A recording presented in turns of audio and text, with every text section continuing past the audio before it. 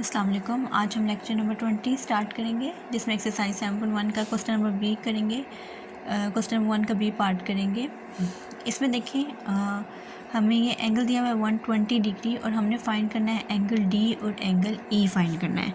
यहाँ से direct angle D और एंगल ई फाइंड करना पॉसिबल नहीं है, तो हम पहले अल्टरनेट एंगल्स और करस्पॉन्डिंग एंगल्स की हेल्प से बाकी एंगल फाइंड कर लेते हैं और उनकी मदद से ये फाइंड कर लेंगे। ठीक है, तो अगर मुझे ये वाला एंगल फाइंड हो जाए, ठीक है, तो ये डी फाइंड करना आसान हो जाएगा with the help of interior angle से।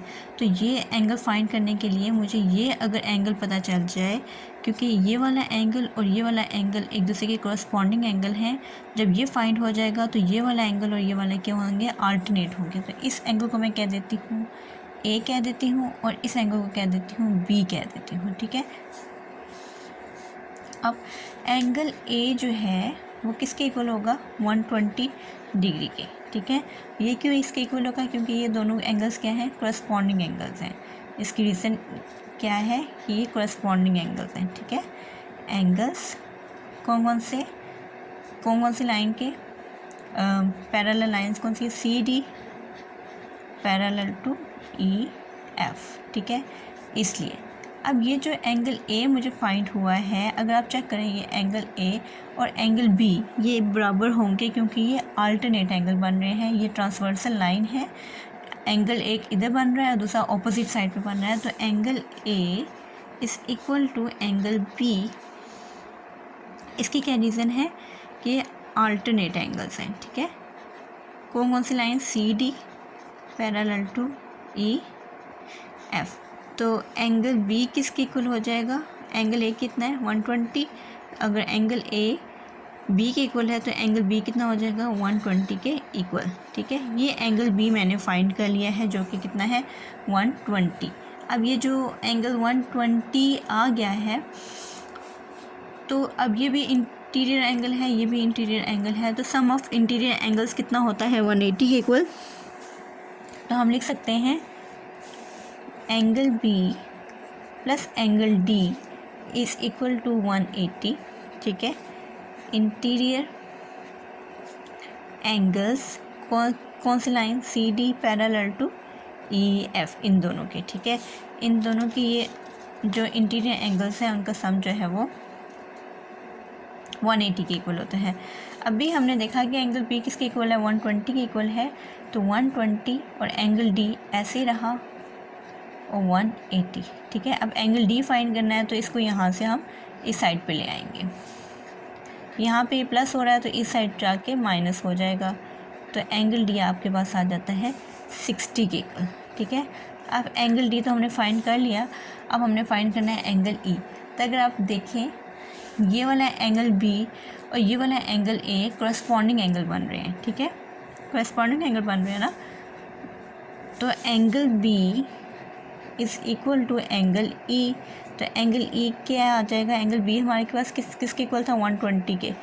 ठीक है, तो एंगल ई क्या आ जाएगा, 120 डिग्री के। और इसकी क्या रीज़न है, करस्पॉन्डिंग एंगल्स सी डी कौन सी लाइन के parallel lines parallel to E F. ठीक है, तो ये हमारा इस तरह से भी सॉल्व हो जाएगा। अब हम लोग क्वेश्चन नंबर 2 का ए पार्ट देखते हैं। इसमें ये एंगल दिया हुआ है 75 और हमने ये एक्स फाइंड करना है कि यहाँ एक्स पे कौन सा एंगल आता है। तो अगर आप देखें यहाँ पे पैरेलल लाइन, सबसे पहले हम देखेंगे पैरेलल लाइन कौन सी है।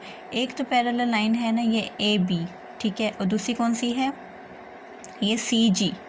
ठीक है, बी ए और सी जी हमारे पास पैरेलल लाइंस हैं। एक ये पेयर है पैरेलल लाइंस का, और दूसरा पेयर कौन सा है, B F and C D. ये एक पेयर है पैरेलल लाइंस का।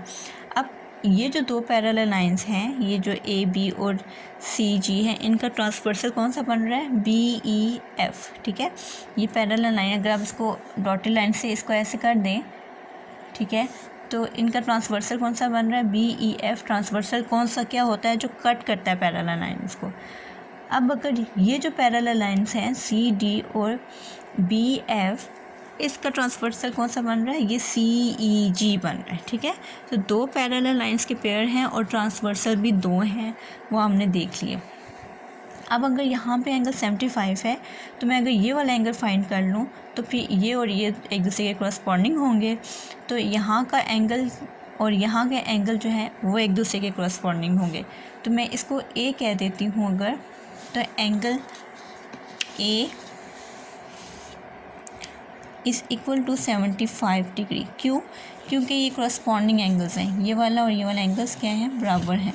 तो मैं इसकी रीज़न दे देती हूँ, कॉरस्पॉन्डिंग एंगल्स कौन सी लाइंस के, ये ए बी और ई जी, ये इसको कह दें बी ए। यहाँ पे आप बी ए कर दें क्योंकि डायरेक्शन उसकी वो है बी ए पैरेलल टू सी जी, ठीक है। इसको भी हम सी जी कर देते हैं, सी जी, ठीक है।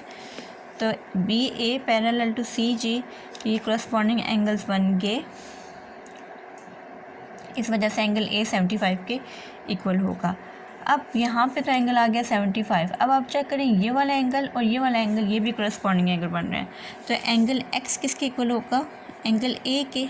इसकी क्या रीज़न है, ये कॉरस्पॉन्डिंग एंगल्स हैं, लेकिन अब पैरेलल लाइंस कौन सी हैं, ये बी एफ और C D, B F parallel to C D. अब पैरेलल लाइंस का पेयर चेंज हो गया है, बाकी ये भी कॉरस्पॉन्डिंग एंगल्स बन रहे हैं, ठीक है। तो एंगल एक्स किसके इक्वल आ जाता है आपके पास, 75 डिग्री के इक्वल आ जाता है। तो यही हमने फाइंड करना था। दो पेयर थे पैरेलल लाइंस के, ये इसके कॉरस्पॉन्डिंग था जब पैरेलल लाइन ये दो थी। अब ये एंगल फाइंड हो गया, तो ये और ये कॉरस्पॉन्डिंग एंगल्स हैं, तो ये हमने एक्स फाइंड कर लिया यहाँ से। अब क्वेश्चन नंबर 2 का बी पार्ट है, ये हमें 64 दिया हुआ है और यहाँ पे ये एक्स है, ये एंगल हमने फाइंड करना है। अब इसको फाइंड करने के लिए अगर हम लोग यहाँ से इसको क्लियर पिक्चर में देख लेते हैं, ये वाला एंगल दिया हुआ है और ये एक्स फाइंड करना है, ठीक है। तो पेयर यहाँ पे भी 2 पेयर्स ऑफ पैरेलल लाइंस हैं, एक A B C D pair है और एक पी क्यू और आर एस पेयर है पैरेलल लाइंस का, ठीक है। अब ये 64 है, अगर मैं ये वाला एंगल फाइंड कर लूँ, ठीक है, ये एंगल फाइंड हो जाएगा क्योंकि ये कॉरस्पॉन्डिंग एंगल है, ठीक है। ये वाला और ये वाला एंगल जो है ये एक दूसरे के अल्टरनेट होंगे, ये भी फाइंड हो जाएगा। फिर ये वाला और ये वाला कॉरस्पॉन्डिंग एंगल होंगे, ये भी फाइंड हो जाएगा। फिर इन दोनों को ऐड कर लेंगे तो सम 180 के इक्वल होता है, तो वहाँ से हम एक्स को फाइंड कर लेंगे, ठीक है। तो पहले मैं नाम दे देती हूँ, इसको मैं नाम दे देती हूँ ए दे देती हूँ, इसको बी दे देते हैं और इसको हम लोग कर देते हैं सी कर देते हैं, ठीक है। अब angle A is equal to angle is equal to 64। क्यों? क्योंकि कॉरस्पॉन्डिंग एंगल हैं। अब आपने पेयर्स देखने हैं, कौन कौन से पेयर हैं, क्यू पी और एस आर के कॉरस्पॉन्डिंग एंगल हैं। अगर आप चेक करें ये इन दोनों के हैं, ठीक है। अब देखिए एंगल ए तो 64 के इक्वल आ गया, angle B is equal to angle A, क्योंकि ये अल्टरनेट एंगल्स हैं, और इसमें भी हमारे पास पैरेलल लाइंस कौन सी बन रही हैं, Q P and S R, ठीक है। क्योंकि ये यहाँ पे A B as a transversal हो रहा है यहाँ पे और ये अल्टरनेट एंगल्स बन रहे हैं, ठीक है। अब एंगल बी, तो एंगल बी किसके इक्वल आ गया, 64 के इक्वल, क्योंकि एंगल ए ये, ठीक है। अब angle B is equal to angle C, वो क्यों, कॉरस्पॉन्डिंग एंगल्स हैं, पेयर्स कौन से हैं, वही 2 पेयर्स हैं, Q P and S R के, ठीक है। Angle B is equal to angle S, ठीक है, एंगल सी, क्योंकि कॉरस्पॉन्डिंग एंगल्स हैं। अब ये देखिए एंगल बी किसके इक्वल था, 64 के, तो इसका मतलब एंगल सी किसके इक्वल आ जाएगा, 64 के इक्वल आ जाएगा, ठीक है, क्योंकि बी की वैल्यू 64 थी। अब एंगल सी 64 आ गया, ये 64 आ गया, एक्स फाइंड करना है, तो हमें पता है angle X plus angle C is equal to 180, क्योंकि ये इंटीरियर एंगल्स हैं।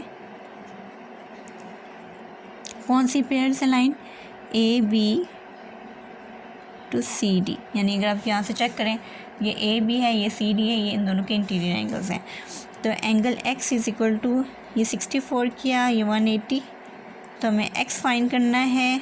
तो 180 में से 64 को माइनस करेंगे तो हमारे पास क्या आ जाता है 1116, ठीक है।